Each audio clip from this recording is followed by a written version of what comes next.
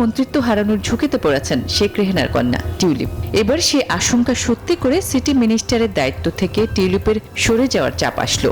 British সংবাদ মাধ্যম the Times তাকে স্বেচ্ছায় দায়িত্ব থেকে সরে যাওয়ার আহ্বান জানিয়েছে।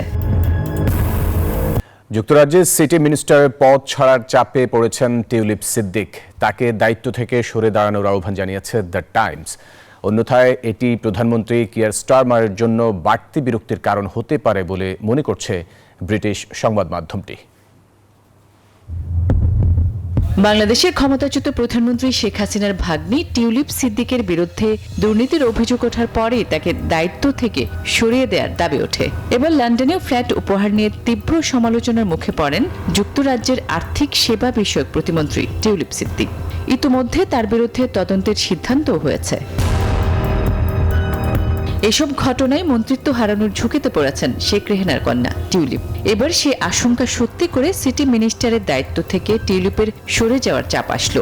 ব্রিটিশ সংবাদ মাধ্যম দ্য টাইমস তাকে স্বেচ্ছায় দায়িত্ব থেকে সরে যাওয়ার আহ্বান জানিয়েছে। নয়তো ক্ষমতাসীন লেবার পার্টি এবং প্রধানমন্ত্রী কিয়ার স্টারমার সামনে আরও সমালোচনার মুখে পড়বেন বলে সতর্ক করেছে সংবাদ মাধ্যমটি। দুর্নীতির বিস্তর অভিযোগ ওঠার পর টিউলিপ দায়িত্ব চালিয়ে যেতে পারেন না বলেও রুপার্ট মারডকের মালিকানায় থাকা ব্রিটিশ সংবাদপত্রটির সম্পাদকীয়তে লেখা হয়েছে।